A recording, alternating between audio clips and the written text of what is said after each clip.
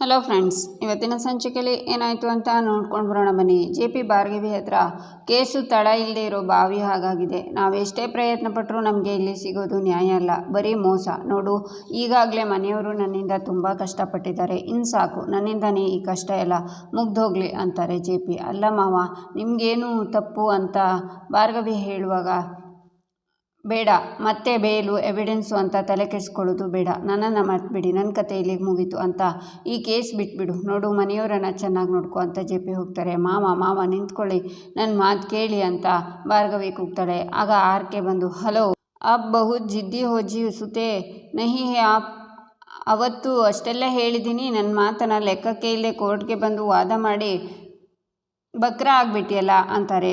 Sir, ದೊಡ್ಡವರು ಅನ್ಸ್ಕೊಳ್ಳೋಕ್ಕೆ ಬರೀ ವಯಸ್ಸು ಒಂದೇ ಸಾಲದು ಸರ್, ಗುಣನೂ ಇರಬೇಕು. ಸುಳ್ಳು ಸಾಕ್ಷಿ ಕೊಟ್ಟು ಬೆನ್ನ ಹಿಂದೆ ಸಂಚು ಮಾಡಿ ಗೆದ್ದೆ ಅಂತ ಅಂದ್ಕೋಬೇಡಿ ಅಂತಾಳೆ ಭಾರ್ಗವಿ.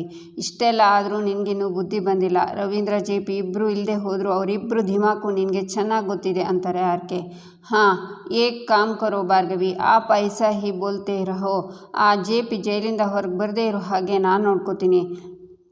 ಟೀಕೆ ಬೇಟಾ ಅಂತಾರೆ. ಅಷ್ಟೊಂದು ಕನಸು ಕಾಣಬೇಡಿ ಸರ್, ನಮ್ಮ ಮಾವನ್ನ ಹೇಗೆ ಉಳಿಸ್ಕೋಬೇಕು ಅಂತ ನನಗೆ ಗೊತ್ತಿದೆ ಅಂತಾಳೆ ಭಾರ್ಗವಿ. ಬೋಲೆ ಏಕ್ ಬಾತ್, ನಾನು ಮನಸ್ಸು ಮಾಡಿದಿದ್ರೆ ಇವತ್ತೇ ಕೇಸ್ ಮುಗ್ದೋಗ್ತಿತ್ತು. ಆದರೆ JPಗೆ ನಾನು ಯಾಕೆ ಬೇಲಾಸೆ ತೋರಿಸಿದೆ ಗೊತ್ತಾ? ಮಾಲೂಮ್ ಹೇ ಆಪ್ಕೋ, ನೀವು ಈಗ ದುಡ್ಡಿಲ್ಲದೆ ಇರೋ ಬಿಕಾರಿಗಳು ಅಂತ ತೋರಿಸೋದಕ್ಕೆ. ನನ್ನ ಸೊಸೆ ಏನೋ ಮಾಡಿಬಿಡ್ತಾಳೆ, ನನ್ನನ್ನು ಜೈಲಿಂದ ಹೊರಗಡೆ ಕರ್ಕೊಂಡು ಬರ್ತಾಳೆ ಅಂತ ಕನಸು ಕಾಣ್ತಿದ್ನಲ್ಲ. ಓ JP, ಅವನಿಗೆ ಗ್ರೌಂಡ್ ರಿಯಾಲಿಟಿನ ಅರ್ಥ ಮಾಡಿಸೋದಕ್ಕೆ. ಬೇಟಿ ಏಕ್ ಬಾತ್ ಬೋಲ್ತಾ ಹೂँ, ಸಮಜ್ನೆ ಕಾ ಕೋಶಿಶ್ ಕೀಜಿಯೇ. ನಂದು JPದು ಪುರಾಣ ರಿಶ್ತಾ ಹೇ.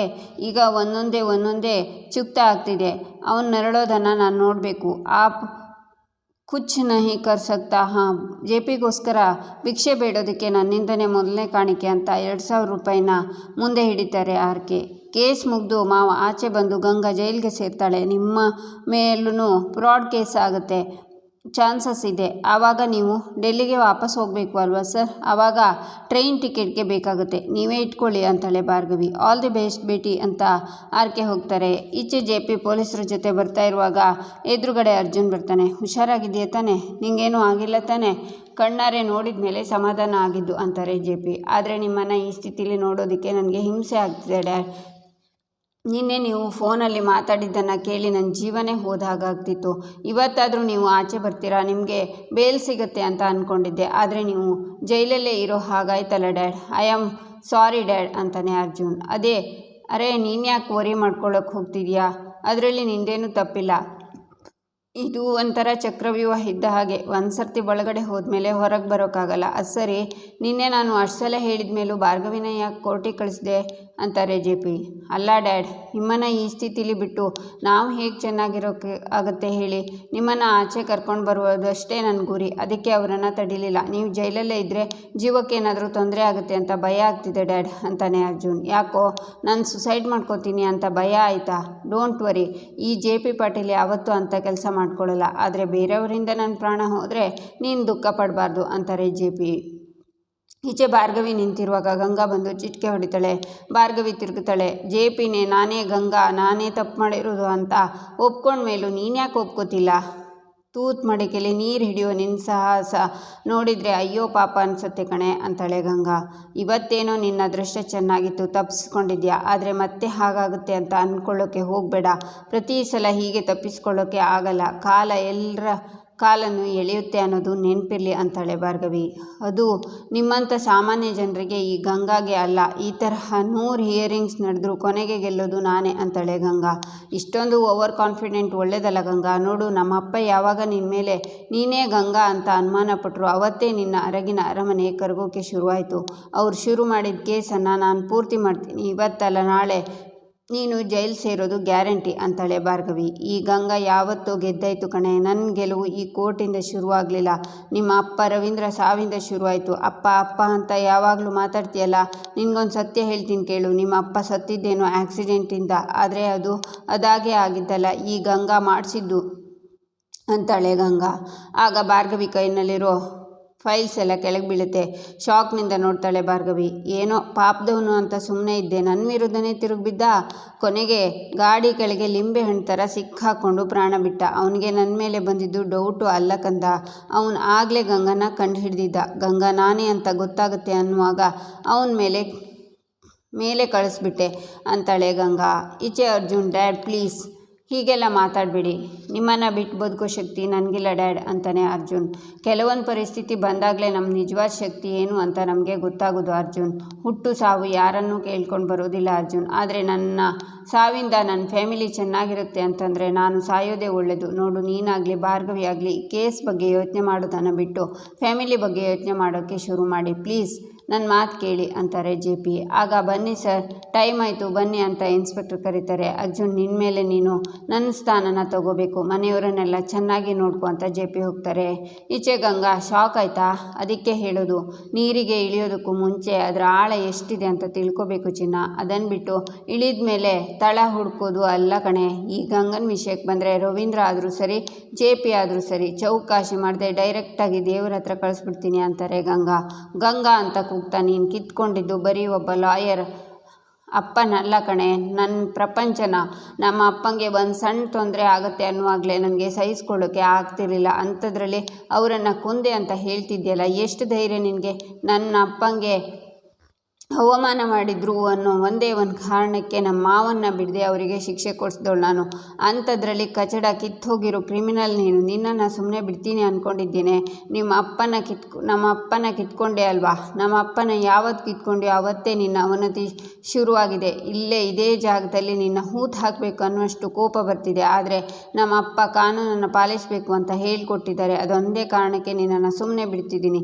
ಗಂಗಾ, ನೋಡ್ತಾ ಇರು, ನೀನು ಯಾವ ಕೋರ್ಟಿಂದ ಹೊರಗಡೆ ಬಂದಿಯೋ ಅದೇ ಕೋರ್ಟ್ ನಿನಗೆ ಜೀವಾವಧಿ ಶಿಕ್ಷೆ ಆಗೋ ಹಾಗೆ ಮಾಡ್ತೀನಿ. ನೀನು ಮಾಡಿರೋ ಪ್ರತಿಯೊಂದು ತಪ್ಪಿಗೂ ಬಡ್ಡಿ ಸಮೇತ ನೀನು ಜೈಲಲ್ಲಿ ಕೊಳೆಯೋ ಹಾಗೆ ಮಾಡದೇ ಇದ್ದರೆ ನಾನು ರವೀಂದ್ರ ಭಟ್ಕಳ ಮಗಳು ಭಾರ್ಗವಿನೇ ಅಲ್ಲ ಅಂತ ಫೈಲನ್ನು ಎತ್ಕೊಂಡು ಭಾರ್ಗವಿ ಹೋಗ್ತಾಳೆ.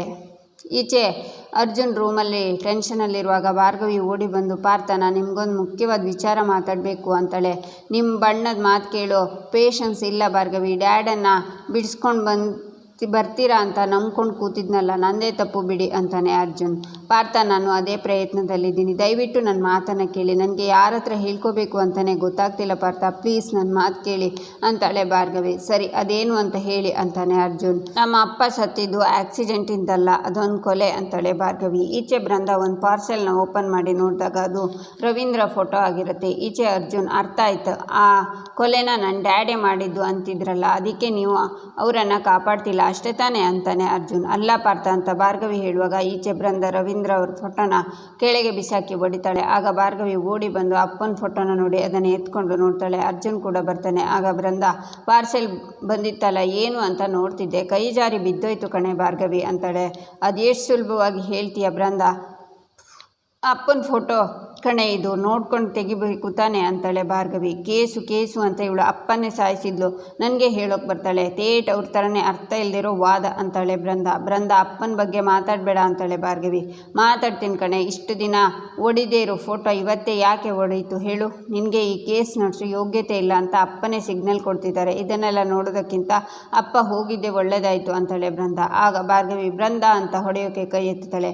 ಭಾರ್ಗವಿ ಅಂತ ಅರ್ಜುನ್ ಹೋಗ್ತಾ, ಇಳಿಸಿ ಕೈನ ಇಳಿಸಿ ಅಂದೆ ಅಂತಾನೆ. ಈಚೆ ಶಕ್ತಿ ಪ್ರಸಾದ್ ಗಂಗಾ ಆರ್ಕೆ ಇರ್ತಾರೆ. ಏನು ಸರ್ ನೀವು ಆ JP ಕೇಸ್ ಮುಗಿಸಿ ಅವನನ್ನು ಲಾಕ್ ಮಾಡಿ ಅಂತಂದರೆ ಬೇಲ್ ಸಿಗೋ ಹಾಗೆ ಮಾಡಿದ್ದೀರಾ ಅಂತಾರೆ ಶಕ್ತಿ ಹಾರನೆ ಕಾ ही बचाना क्या है मालूम है, जीतने का भरवसा दे के पता नहीं ಅಂತಾರೆ ಆರ್ಕೆ. ಅದೇನೋ ನಿಜ, ಒಂದು ವೇಳೆ ದುಡ್ಡು ಕಟ್ಟಿದ್ದಿದ್ರೆ ನಾಳೆನೇ ಬೇಲ್ ಸಿಕ್ಬಿಡುತ್ತಲ್ವ ಶಿವ ಅಂತಾರೆ ಶಕ್ತಿ.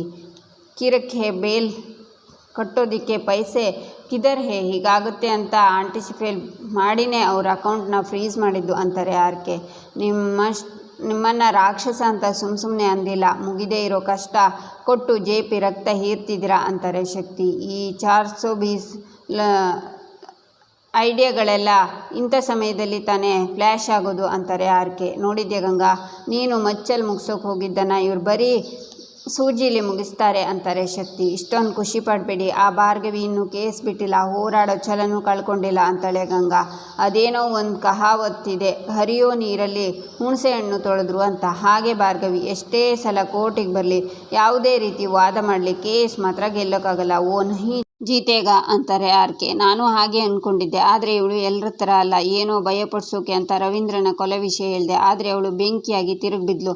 ಅವಳು ಆಡಿದ ಮಾತು ನೆನೆಸ್ಕೊಂಡ್ರೆ ಮೈಯೆಲ್ಲ ಉರಿಯುತ್ತೆ. ಈ ಗಂಗಾ ಮುಂದೆನೇ ಎಗರಾಡೋ ಧೈರ್ಯನ ಅವಳಿಗೆ. ನನ್ನ ವಿಷಯ ತಿಳ್ಕೊಬಾರ್ದು ಅಂತ ಅವಳ ಅಪ್ಪನೇ ಸಾಯಿಸಿದವಳು ನಾನು, ಇನ್ನೂ ಅವಳನ್ನು ಬಿಡ್ತೀನಾ ಅಂತಾರೆ ಗಂಗಾ. ಅಂದರೆ ಅವಳನ್ನು ಕೊಂದುಬಿಡ್ತೀಯಾ ಅಂತಾರೆ ಶಕ್ತಿ. ಇಲ್ಲ ಅಂತಾಳೆ ಗಂಗಾ. ಇಷ್ಟಕ್ಕೆಲ್ಲ ನೀನು ಸುಮ್ಮನೆ ಆಗೋಳಲ್ಲ ಅಂತ ನನಗೆ ಚೆನ್ನಾಗಿ ಗೊತ್ತು, ಆದರೆ ಅದೇನು ಮಾಡ್ತೀಯ ಅಂತನಾದರೂ ಹೇಳು ಅಂತಾರೆ ಶಕ್ತಿ. JP ಕತೆನ ಮುಗಿಸ್ತೀನಿ.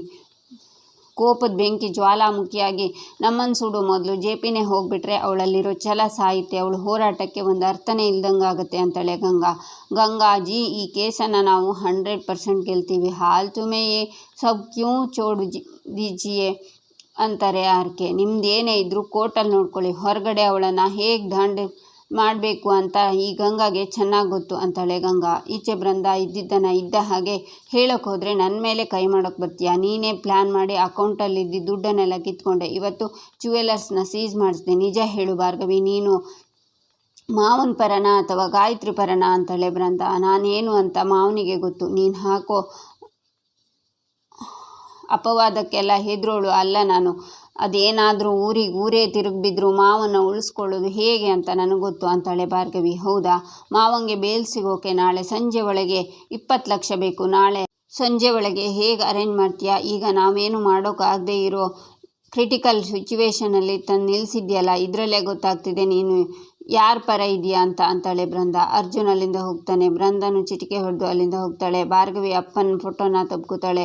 ಈಚೆ ಜಗನ್ ಅಣ್ಣಂಗೆ ಬೇಲ್ ಕೊಡಿಸ್ಬೇಕಾದ್ರೆ ಟೈಮ್ ಮೀರ್ತಾ ಇದೆ, ಯಾರಾದರೂ ಒಬ್ಬರು ಶ್ಯೂರಿಟಿ ಕೊಡಬೇಕಲ್ವಾ? ಅದಕ್ಕೆ ನಮ್ಮ ಕಂಪ್ನಿ ಮ್ಯಾನೇಜರ್ ಹತ್ರ ಕೇಳ್ಕೊಂಡೆ, ಅವರು ಬೇಲ್ ಶ್ಯೂರಿಟಿಗೋಸ್ಕರ ಬೇಕಾಗಿರೋ 20 ಲಕ್ಷ ಕೊಡೋಕೆ ಒಪ್ಕೊಂಡಿದ್ದಾರೆ. ಆದರೆ ಗ್ಯಾರಂಟಿಗೆ ಈ ಮನೇನ ಅಡ ಇಡಬೇಕಂತೆ ಅಂತಾರೆ ಜಗನ್. ಇಲ್ಲಿಗೆ ಈ ಸಂಚಿಕೆ ಮುಕ್ತಾಯವಾಗುತ್ತೆ. ಮುಂದಿನ ಸಂಚಿಕೆಗಾಗಿ ನಮ್ಮ ಚಾನಲನ್ನು ನೋಡಿ ಸಬ್ಸ್ಕ್ರೈಬ್ ಮಾಡಿ, ಲೈಕ್ ಮಾಡಿ, ಸಪೋರ್ಟ್ ಮಾಡೋದನ್ನು ಮರಿಬೇಡಿ.